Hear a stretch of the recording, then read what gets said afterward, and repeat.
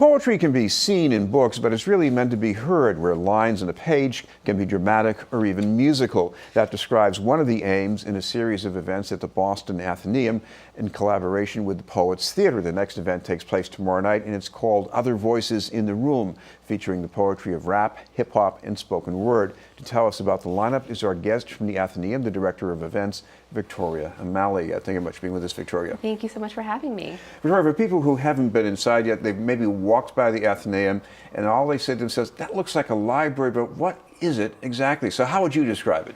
Well, you're right. It is a library, first and foremost. It's one of the country's oldest independent libraries and cultural institution. So we're located right in the heart of Beacon Hill, just steps away from Park Street Station. We have a robust special collection. We have fantastic events. We do about 100 a year. We're a museum. We just have these really wonderful things that we'd love to share with everybody. You have books. You also have some interesting paintings on your walls, too. We do, yeah. We have Crite, we have Polly Thayer's Star, we have John Singer Sargent. I mean, we really have something for everyone's interest. Well, talk about what's happening tomorrow night, because this is really part of a series, and describe that series with Poets Theater. Yeah, so Poets Theater is a community partner that we've had for about 2 years.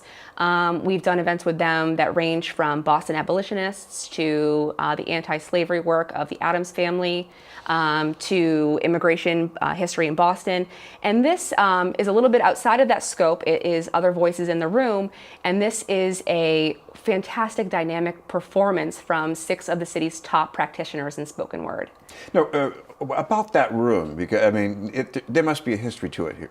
Well, yeah. I mean, to be able to perform in a space where poets of the past, these really important, famous figures, their works line our walls. So as a poet, I think it's a really special opportunity for both them and for our audience members to be able to see this. You know, spoken word is under that umbrella term.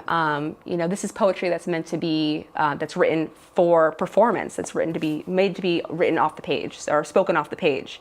So I think that's, you know, they're going to shed some light on what spoken word means. You know, and some of the themes that come up are, you know, sexual identity, racism, domestic abuse, but also community building, advocacy. There's so much passion behind these artists, and it's just going to be really, really, really dynamic and fun to watch them perform. And we're going to bring up an excerpt from one of the participants, Reggie Gibson, and this is from him in another famous room in Boston at Faneuil Hall. To is or not to is, that be the dig. So you tripping about whether 'tis hipper to let this world's mishigas habitat your head rent-free, or to dirt nap yourself like some necroleptic worm, hope that by copping irreversible Z's, you can somehow kapow the 1,000 ouches that living in skin decrees. Methinks the brother doth kvetch too much. Victoria, tell me about working with Reggie on this event. Yeah, Reggie is fantastic. He's one of the most dynamic, fun, energetic, smart, just really overall wonderful performer. We've had him in our space before for the Shakespeare Speakeasy. It's a group that they've toured around Boston, and they do the works of William Shakespeare set to, you know, hip hop music. Him and his partner. It's just, you know, interactive. You know, our members are, you know, and our visitors oftentimes will get, I don't want to call them talking heads, but you're having someone lecture to you. So this is a kind of a branch away from that, and having this really interactive, you know, participatory event. And this isn't just a gimmick. I mean, he's talking about a real life situation in the excerpt that we just saw, because his son comes up to him after a bad day at school and says, I want to kill myself. And then, you know, he has the boy look at Hamlet, and then this is what comes out. Explain how these poems, they really respond to real life conditions that people are living with. Well, yeah, again, you know, as a, you know, I am no poet, but, you know, putting myself in those experiences, in those shoes, I mean, how powerful it is to tell a story like that. Essentially, spoken word poetry is storytelling. So, you know, to draw from your own personal experiences, you know, is definitely something that should go into someone's work. And, you know, I think Reggie, you know, taking these experiences is trying to, you know, foster, you know, really positive relationships with, young people or, people that may have experienced the same kind of things that he's been through. So, I think that's really important. And we'll show another excerpt from one of the other participants tomorrow night, the city's current poet laureate, Portia Olayiwola. Imagine my little brother, 3.5, who didn't have a clue but was afraid to go to bed because he thought his mother would be gone too. And you imagine being a boy without a father in the ghetto. Strings cut like Pinocchio without Geppetto. The bad influences cling like the water and the metal, and the bills picked up so we fell below the poverty line. The bills picked up so my mother fell behind. The bills picked up so my mother picked up 2 jobs, and she's been working them ever since. She was convinced that we would make it, then would receive long distance calls and refuse to take it because her heart was breaking. My daddy got shipped back to Nigeria. Now, there are 3 different kinds of styles here too, because we talk about rap, hip hop, and spoken word. Tell me a little bit about the differences there. Yeah, so again, I'm no expert, but with rap has rhythm, musicality. So there's very much like traditional poetry. There are rules and regulations for that.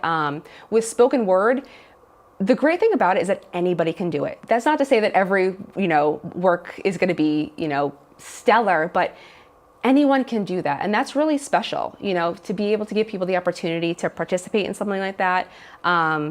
And give people voices, that's truly special. So we should mention there are some other events coming up pretty soon, and one of them, I guess, is sort of in overlapping with Pride Week in Boston, and it's also sort of historic as well. Yeah, so we have a series called A Brick in Hand, and it's a look at the LGBTQ liberation movement.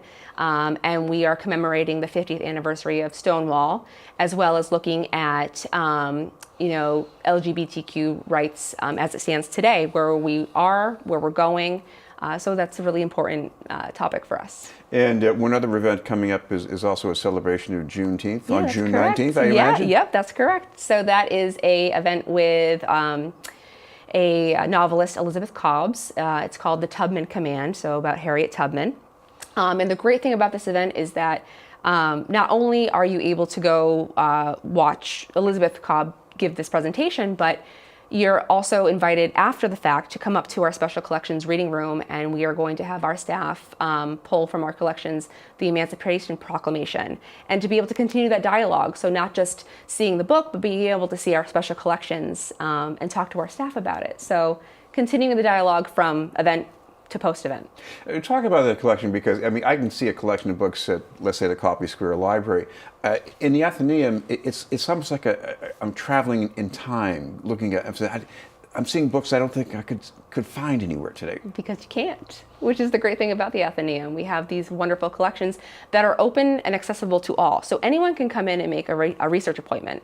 So I think that's one of the narratives we're trying to change, is that these are off limits to the public, that only our members can view them, but really they're open for anyone who's interested in learning, who's seeking knowledge and curiosity. And I guess the other thing is that people can at least treat this as a museum. Do you have some way that they can just drop in? Absolutely.